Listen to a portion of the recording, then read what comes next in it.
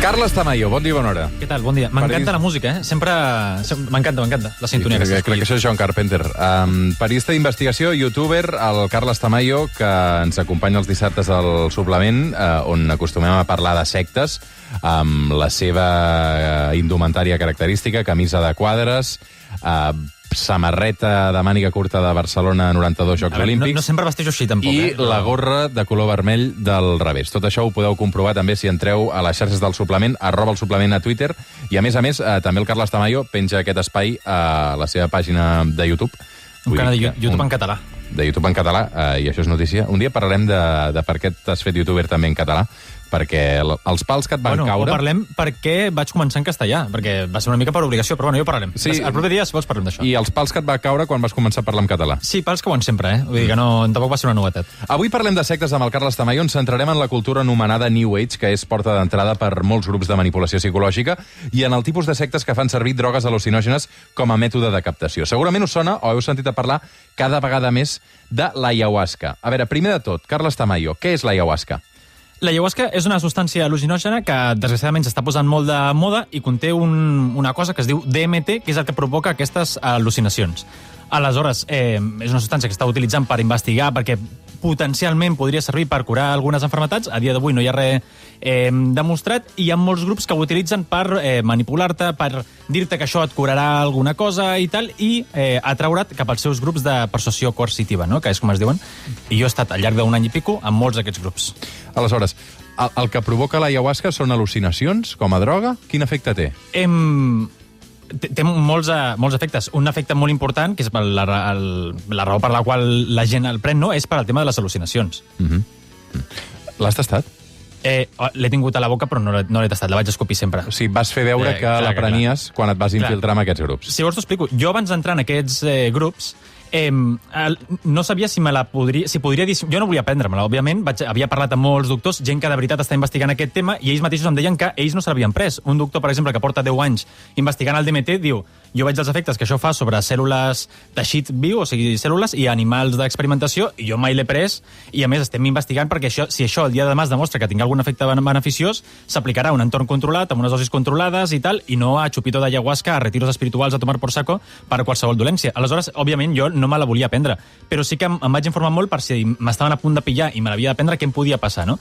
Però bueno, al final vaig estar tots els dies que vaig estar allà. Vas poder dissimular. Clar, sí, tenia molts trampantojos per dissimular-ho. Abans d'arribar en aquesta infiltració que vas fer, explicàvem començant dient que molts grups de manipulació psicològica es basen en la cultura New Age, aquesta nova era.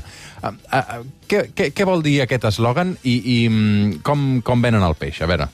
La nova era és una religió més que ho està patant més que la catòlica, pràcticament, des de fa uns 50 anys o així. Bàsicament, el que et ve a dir és que, com diu el seu nom, ens acostem a una nova era, on tots serem millors persones, que les guerres s'acabaran, un món ple de felicitat i tal. Aleshores, per arribar a aquesta nova societat, tots ens hem de preparar, no? Aleshores, hi ha com diferents rituals per anar-te preparant, i llavors aquí cada maestrillo tiene su librillo, i cadascú et diu que has de fer X coses, no? Aquests grups en concret diuen que per preparar-te per aquesta nova era, per preparar-te per estar amb aquesta mentalitat superior, has de prendre certes substàncies psicotròpiques, no? Com, per exemple, això, l'ayahuasca, bufolvarius, jo què sé, marihuana. El que passa és que per defensar que ha d'arribar una nova era, o pensar això... Això porta més de 50 o 60, 70 anys, la nova era valenta. No tens per què ser una secta, no? No, efectivament, molt bé.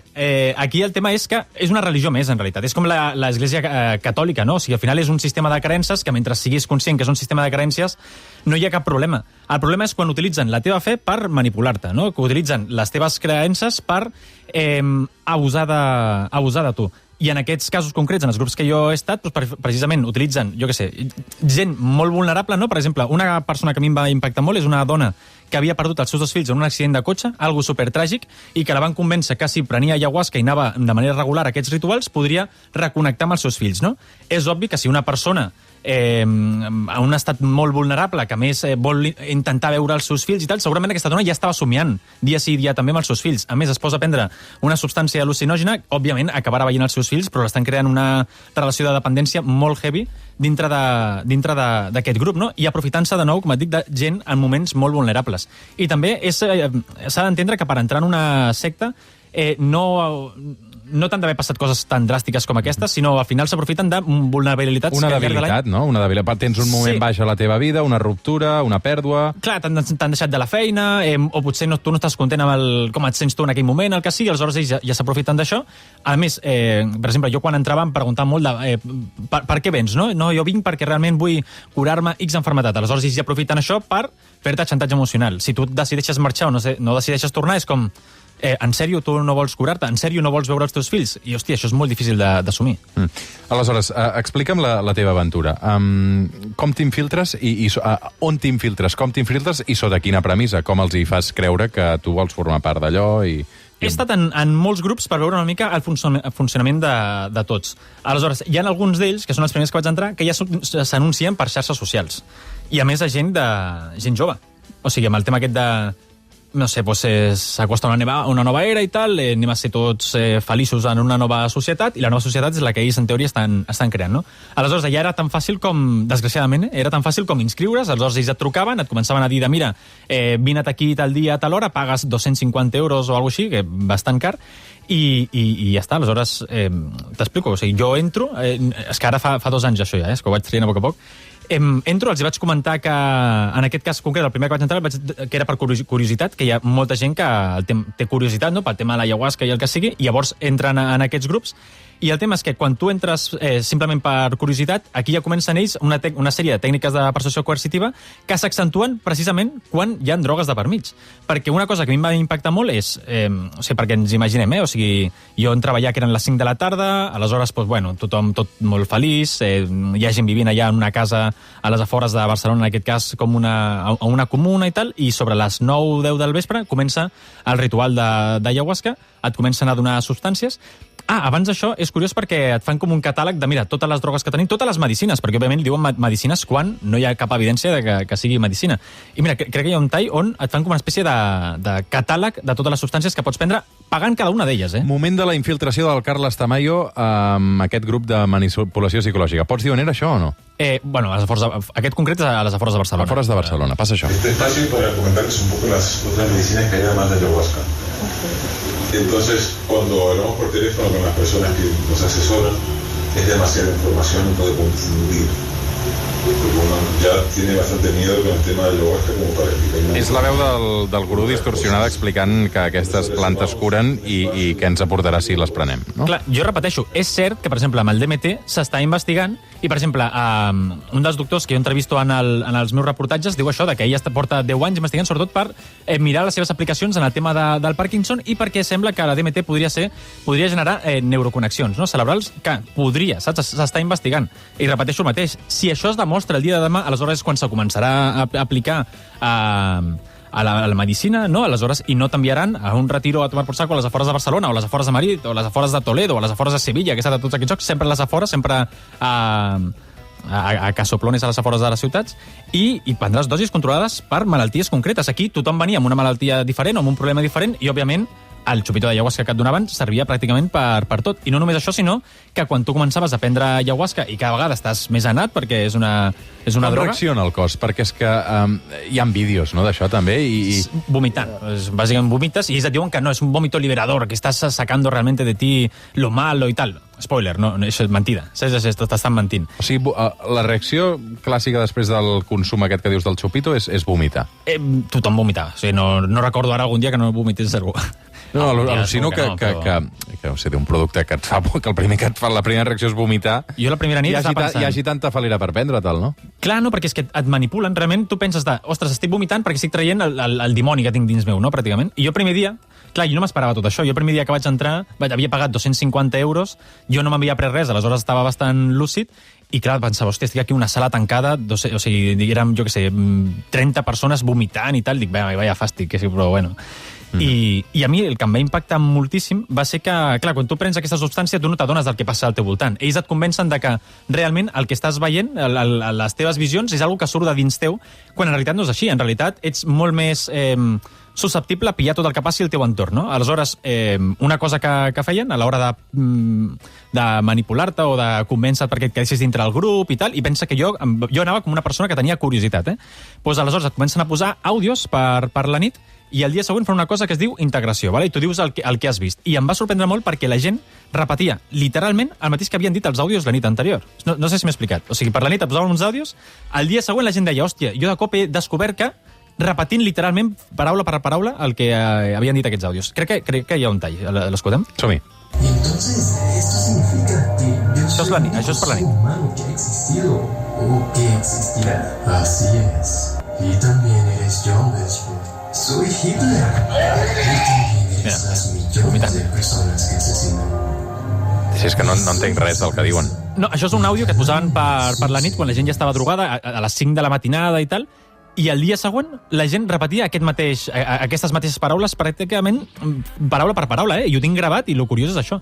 I clar, jo, com que havia estat despert tota la nit i atent una mica els àudios que anaven posant, clar, el dia següent vaig preguntar, dic, ostres, tot això que han dit diverses persones de vosaltres aquí, com que ho heu descobert realment, que això ha sortit de dins vostre i tal, realment hi havia uns àudios ahir que us ho deien. Llavors, clar, el gurú em va dir, esto estás intrometiéndote en el trabajo personal de cada uno, cuando no sea tu turno no hables y tal, i com, cállate. Però bueno. Escolta'm... Pero y a mí, abans de marxar, em van dir realmente para ti lo que te iría bien es vivir dentro de la comuna, quédate a vivir con nosotros y tal. Sí, tenen una comuna, no? Perquè al final sí. El que volen suposo que són els teus diners, no?